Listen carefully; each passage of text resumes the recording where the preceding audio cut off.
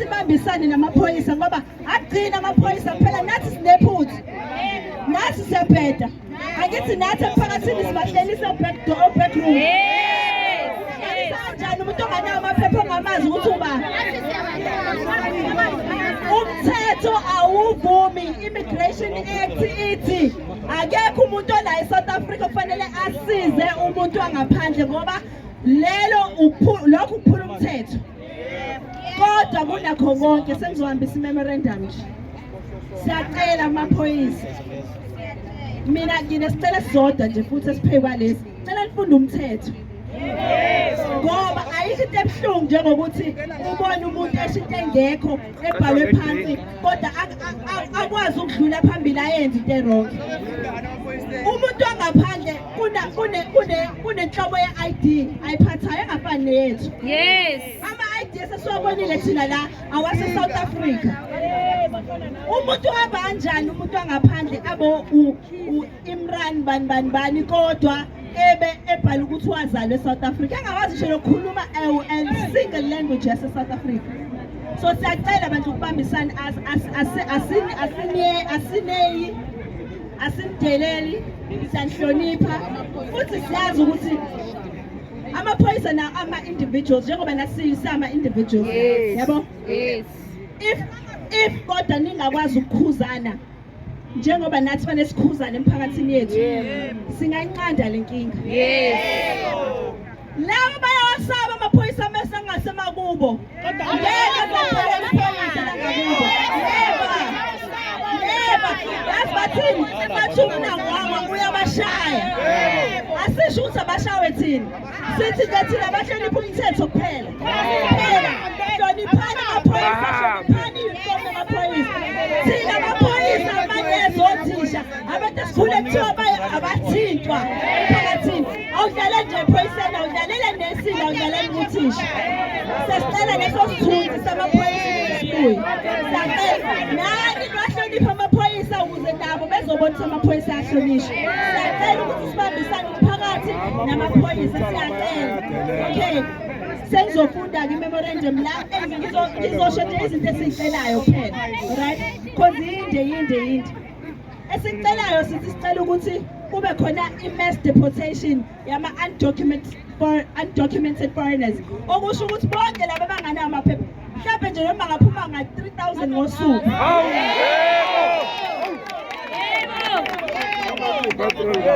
Bese siyacela futhi and kule ye-mass deportation ney'nkantolo zethu ziyangena. Kukhona isikhulu la samaphoyisa, kukhona nesikhulu se-NPA sikhona lana. Sizocela ukuthi babambisane ngoba esinye isikhathi amaphoyisa athi siyabopha thina sibayise enkantolo. Ey'nkantolo kanjani umuntu onganawo ama-documents ukuthi uthole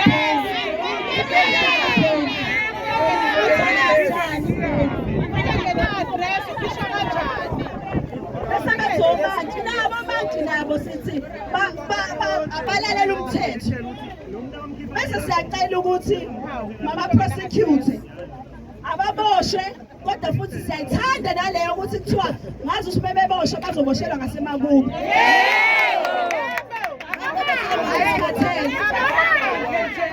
Umnandi la eSouth Africa kuthiwa badla kathathu ngosuku. Lapha emakubo kuthiwa abazi ngisho isinkwa. The reason bangayihloniphi imithetho yala eSouth Africa ukuthi benze izinto abangeke bazenze emakubo. Bese sithi futhi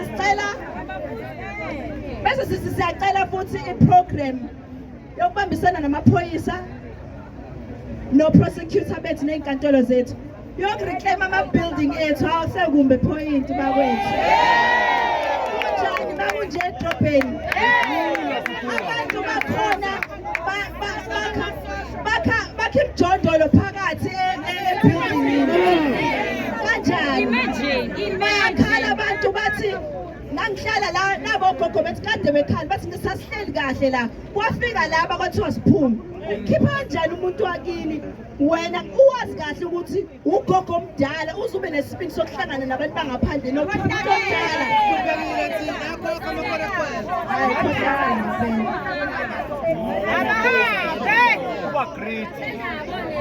enye into esicelayo ilento yama-business license, please.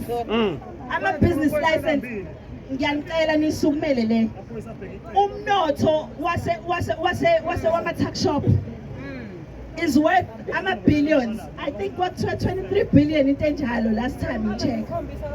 Nothatha kanjani lo mnotho nonika abantu? Ngoba nani nihleli niyababuka nibaqashisa ipaza shop emzini yenu. Uthatha ama-container okwaweni niyonikeza abantu bangaphandle. Yenza kanjani leyo nto? Umuntu wangaphandle ukuze akwazi ukuthi abe nesitolo la kufanele abe no-5 million. Yiphi ispaza shop esino-5 million la? Manje yindaba sinama-spaza shop khona. Yindaba khona ama-spaza shop eSouth Africa. Asikho ispaza shop esenza u-5 million. Uma usuka ngaphandle uza la, ngeke usuke ePakistan uzovula ispaza shop la. Kanjani? Usuka ePakistan ushiya wonke lamazwe uzoza la. Ngobani? Ngoba sihlonishwa. Isithunzi se-South Africa sizosibuyisa ngenkani. Isithunzi sethu njengama-South Africans sizosibuyisa ngenkani.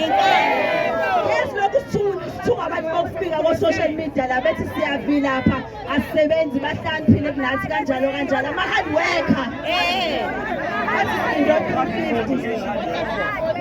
Enye into esicelayo, sicela ukuthi kuboshwe kakhulu futhi, arrest and prosecute all government officials abadayisa ama-documents lapha ka-Home Affairs.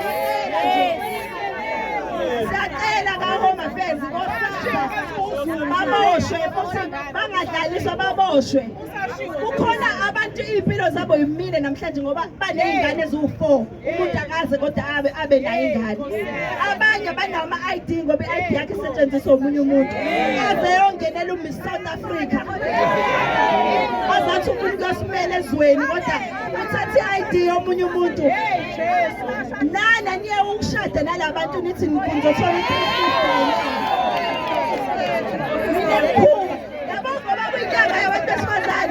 ngizonitshela ukuthi nathi abantu besifazane sinemkhuba.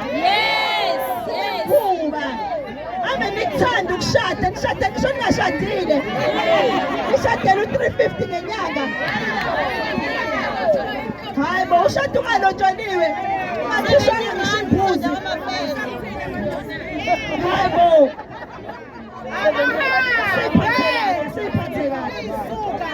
Alright, bese siyacela i-prioritization of citizens kuma-healthcare facilities. Angeke sayikhuluma kakhulu ke le ngoba izongiqhatha.